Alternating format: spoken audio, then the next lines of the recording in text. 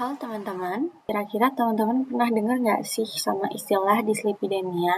Atau mungkin teman-teman mempunyai kenalan yang memiliki kolesterol tinggi.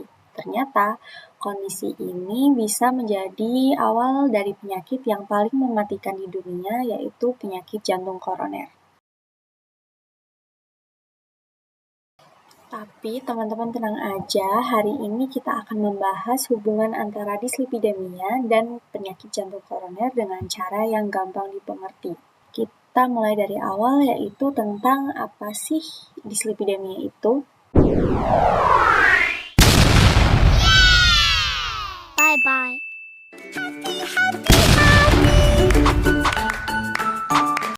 Oke, dislipidemia adalah gangguan metabolisme lemak di dalam darah, di mana kadar lipid seperti kolesterol dan trigliserida menjadi tidak normal. Ada 3 komponen utama yang harus teman-teman ketahui.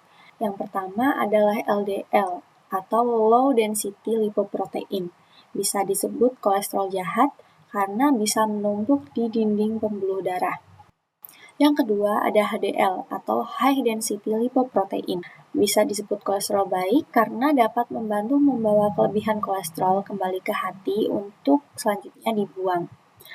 Dan yang ketiga ada trigliserida, yaitu bentuk lemak cadangan di dalam tubuh, yang kalau berlebihan bisa membuat darah lebih kental dan berisiko tinggi terhadap penyakit jantung koroner. Nah, biasanya seseorang dikatakan mengalami dislipidemia bila kadar LDL di atas 130 mg per dl, HDL di bawah 40 mg per dl, atau trigliserida di atas 150 mg per dl.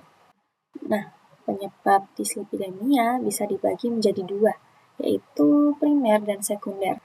Primer berasal dari faktor genetik, misalnya di mana tubuh seseorang memang memproduksi kolesterol berlebih sejak lahir. Yang kedua, dislipidemia sekunder biasanya muncul akibat gaya hidup seperti pola makan tinggi, lemak jenuh, kurang aktivitas fisik, obesitas, diabetes, bahkan stres kronis.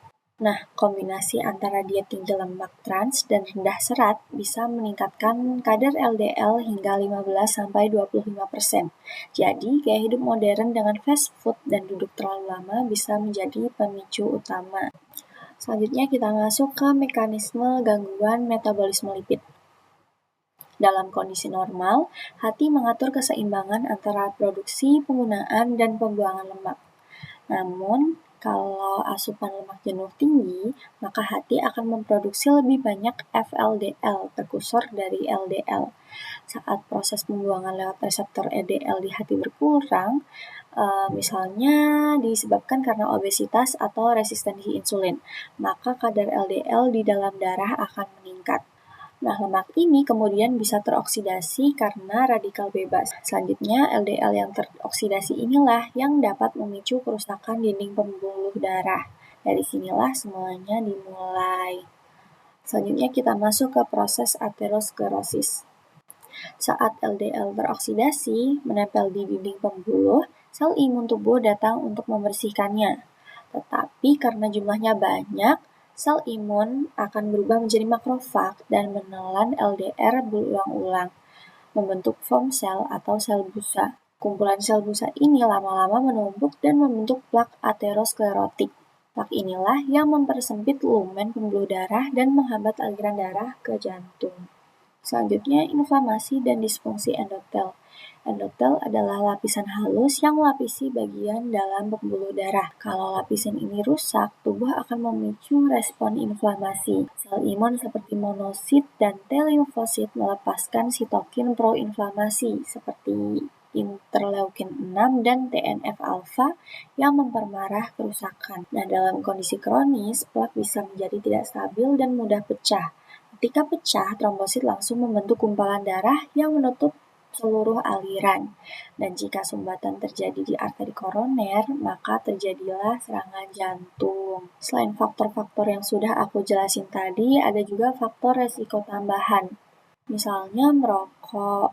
Merokok itu bisa mempercepat oksidasi LDL. Kurang olahraga juga dapat menurunkan kadar HDL. Sedangkan penyakit diabetes dapat memperburuk kerusakan endotel dan meningkatkan kadar trigliserida. Kombinasi faktor-faktor ini dikenal sebagai sindroma metabolik dan meningkatkan resiko penyakit jantung koroner hingga 5 kali lipat dibandingkan orang normal.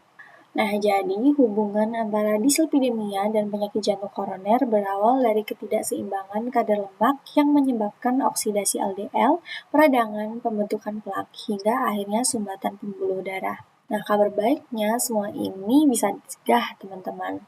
Kuncinya ada pada pola hidup sehat, seperti membatasi lemak jenuh, memperbanyak serat dari buah dan sayur, rutin berolahraga, dan kontrol kadar kolesterol minimal setahun sekali. Jadi mulai hari ini, yuk kita jaga kadar lemak dalam darah kita, karena mencegah itu lebih mudah dan jauh lebih murah daripada mengobati.